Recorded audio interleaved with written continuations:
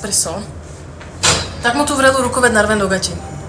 Nechladené máme a v sklade, ale nechce sa mi to, takže chladené.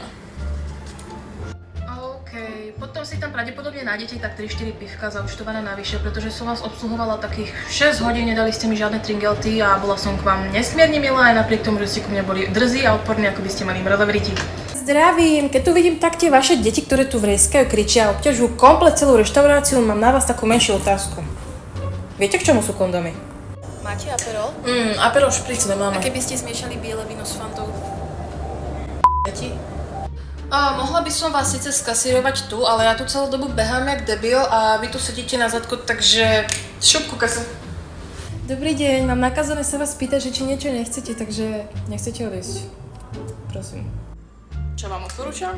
Aj tak nič z toho, čo vám poviem, si nezoberiete k srdcu, tak si dáte Krista tú jednu posratú panenku, čo si dávate každý deň.